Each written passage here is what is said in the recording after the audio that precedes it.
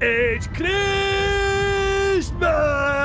Simmer down! That's right, it's Christmas.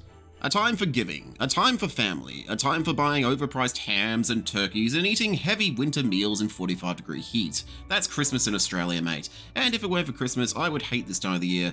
I get heat stroke super easy, like 5 minutes in the sun and I'm just cooked. But I love me some Christmas. And one thing that I love about Christmas is the Doctor Who Christmas specials, is what I would say if they didn't always come out on Boxing Day. We didn't have them for a while and everyone's excited that they're back, as if they were the best episodes ever, gold standard Doctor Who. But honestly, the Christmas specials are a mixed bag. Some of them are masterpieces, like the best reworking of the Christmas Carol to date, but usually the Christmas specials were inoffensive pieces of fluff, or something overtly offensive to your intelligence because people watch just about anything that time of year, so why try? And this Christmas, I'm going to spread the Christmas joy by looking at some of the worst offenders. Doctor Who Christmas specials of yesteryear that will have you pining for the New Year's specials of the Chibnall era or the sweet release of Death. All of this is entirely opinion based. It's all my opinion because this is my channel. I'm making the video. If you like these videos, then mate, that's fantastic. I'm glad that you can find joy in something that I don't. Why not go into the comments section and defend the episodes in this video? Push that engagement. Maybe even make your own video. We can start a rivalry and start going head to head and start building each other's careers. Also, there will be some discussion of SA in this. It just happens with stuff from the 2000s. I'm sorry, I can't help it. Now let's get into it. In no particular order, these are my top 4 worst Doctor Who Christmas specials. The first one we're getting into today is the Christmas Invasion. This one isn't really that bad. I'd call it a good episode. This was the first Christmas special at New Who, taking place immediately after the finale for season 1. Rose has just seen the Ninth Doctor regenerate into David Tennant. He gave her a bit of a crash course in his final speech, but this is all new to her, and she has no idea what happened or how he died. She doesn't remember being the bad wolf. From her perspective, she looked into the heart of the TARDIS and then woke up on the floor, and the Doctor was talking about dying and then reinventing himself or something. And for all she knows, the Doctor could be dying right now, or just be dead and have been replaced by this guy. Her mum is trying to be helpful, but can't stop thinking of herself, acting like everything is fine while speculating on the quantity of penises that he has, while Mickey starts losing it when Rose can't just pretend that everything is okay and do Christmas shopping with him. Now, it may be possible that I'm allowing my feelings about the actor, Noel Clarke, who has multiple allegations of SA to his name, influence my feelings about Mickey the character. But on a rewatch, Mickey comes off as a self-centered piece of shit. Something similar happened in the previous episode. The Doctor believed that he would have to sacrifice himself in order to defeat the Daleks, so he sent Rose home with the TARDIS. It's made very clear in the episode that Mickey and Jackie know that Rose has just lost a very close friend, and is probably still in shock, so what do? They take her out for chips, talk about a pizza place that's just opened up, and talk about the possibility of her getting a job, as if she hadn't just gone through severe emotional trauma. It's messed up. It's like her life with the Doctor isn't quite real to them. Like, would they be acting the same way if it was a human friend who had just been in a car crash and is currently unresponsive? Maybe, I honestly don't know. Overall, I still like this one. It's a perfectly cromulent episode, and a good pick to throw on Christmas Eve. It has some epic moments, a villain that I'd honestly love to see make a comeback. The sticker acts are a great design. I love the magic aesthetic to the technology. It's just let down by some outright silliness that has unfortunately been able to infect the Time Lord lore, and some moments that are just plain uncomfortable to watch. Next we have the Next Doctor. This one is a good idea done bad, but also not at all. That being introducing a future incarnation of the Doctor by having the current incarnation run into him. It's been done a bunch of times in extended material, but imagine if it was done in the show. It would require a lot of planning, but it'd be incredible. And with a long enough gap, just imagine the fan speculation and theory crafting. When this was coming out, the ads were doing everything they could to imply that this is exactly what was about to happen. Being 16 at the time, I believed it and was disappointed, which is likely why it's on this list now. The TARDIS lands in the Doctor's favourite time and place, Victorian London. The year is 1851.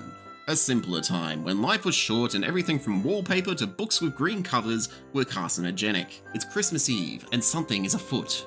Weird, shaggy, bronze-faced cyber things are roaming around the streets, an angry proto-feminist is using cyber technology to take on the patriarchy, and there's a bloke running around claiming he's the Doctor. He's played by David Morrissey, and he does a brilliant job. An overtly confident incarnation of the character, clearly in love with himself and not afraid to show it. He calls himself a doctor and he has a companion, but instead of a sonic screwdriver, he has a screwdriver. Instead of a TARDIS, he has a hydrogen balloon called TARDIS. And instead of being the Doctor, he's a random bloke who, through the trauma of losing his wife and some cyber shenanigans, came to believe that he was the Doctor. And it ends with a giant steampunk Cyberman, powered by child labour, stomping through London in a way that would be impossible for it to not change the entire course of history from that point onward unless it fell through a very convenient crack in time. It is quite silly, and it left such a mess in the continuity that Moffat felt the need to delete it from the timeline in order to clean it up. For these reasons, it's made the list, but I can't say that it's not a guilty pleasure. The next one is Voyage of the Damned, and despite the flaws of the last two episodes, I can honestly say that I enjoyed watching them. But this is the first one that I can say that I actively disliked. Voyage of the Damned is an overblown, overhyped piece of television that's trying to be Poseidon and Titanic in space. It's a script basically composed of problems, and I can't get into it without plagiarizing Diamanda Hagan, so I'm just going to tell you to watch her Twatty Who review. There are a couple redeeming factors. One is Bernard Cribbins. He is always wonderful to watch. The second is that it immediately follows the Children in Need special, where David Tennant gets to meet his future father-in-law. After the events of that frankly lovely short, the Doctor is shocked to find that a ship marked Titanic has crashed into his console room. How did this happen? No idea, considering how the exterior and the interior of the TARDIS are literally in different planes of reality. The exterior is just a shell, which houses a portal into the TARDIS, which exists on a different plane of reality. That's why it's bigger on the inside. But anyway, this is soon rectified when the Doctor unbreaks the reality of the show and materializes the TARDIS inside of the Titanic in space. It was named for the most famous ship in Earth history, and designed and built to bring more aliens that look like humans to Earth to experience our weird customs like Christmas. An idea so absurd that Diamanda Hagan likened it to people from the UK going to bother some uncontacted people in a giant replica of one of their canoes. So there's a problem. The ship's shields are down and they are in the path of some meteors, which strike the ship, and the robot servants are killing the survivors as the Doctor, while acting like a self-important messianic twit. I'm the Doctor. I'm a Time Lord. I'm from the planet Gallifrey in the constellation of Kasterborous. I'm 903 years old. Who put you in charge? Who has forgotten that he was over 900 when he looked like this, leads a plucky group of survivors to safety, most of whom don't live long enough to discover that this entire thing was an insurance fraud scheme, done by the head of the company who was about to be voted out by the board of directors. He's also a head in a jar who uses a mobility aid, putting him very squarely into the disabled villain trope, which Russell today apparently takes very seriously, but not so seriously that he doesn't make frequent use of the queer villain trope in Modern Who, which by the way is just as bad. I get that this episode has its fans, and if you enjoy it, well, more power to you. You know, I don't want to take that away from you, but this episode, to me, is just bad. I don't like it, and its place on this list is very well deserved. To round things off, we have The Doctor, the Widow, and the Wardrobe.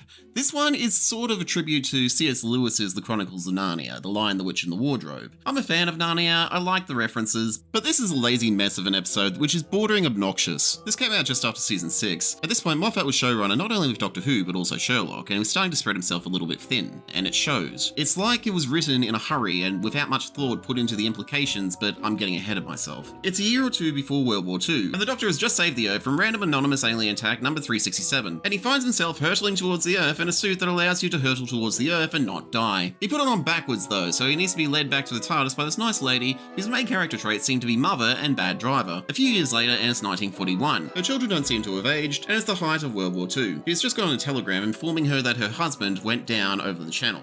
A devastating loss, but she is trying to act normal so that her kids can enjoy the holiday season without having it marred by the death of a loved one. To avoid the bombs, they're spending Christmas in their uncle's house, and find that the usual caretaker is missing and presumed locked in a cupboard somewhere because the Doctor is taking his place. As a way of saying thanks, he's come back to give her and her children a Christmas that they will never forget, complete with a visit to an alien world in the future, with naturally occurring Christmas decorations. The perfect place for a little Christmas trip.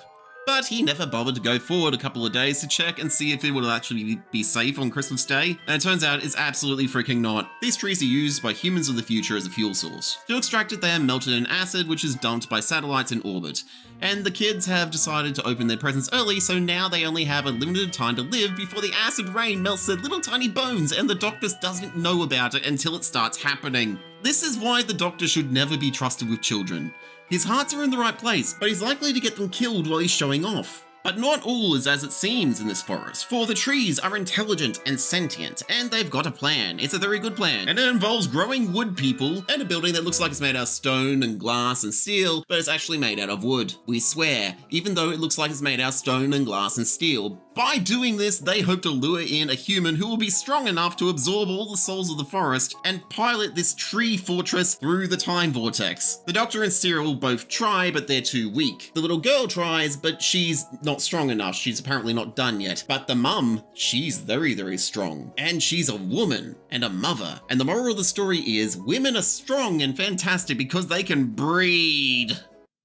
Stephen, why'd you write this? Around this time, Moffat was getting a lot of accusations of sexism in his writing. I'm not going to say if he is or he isn't. I don't know what's in his heart, I don't know the thoughts that are going through his head while he's writing this stuff down, but when most of his strong female characters seem to be dommy mummy fantasies that he wants to step on him, and they use their sexuality as a weapon, I can't say that I'm surprised that some might read that as sexist. I mean, just look at what he did to Irene Adler. And here it seems his idea of female empowerment reduces women to their biology, the ability to reproduce, one of the cornerstones of female oppression throughout human history.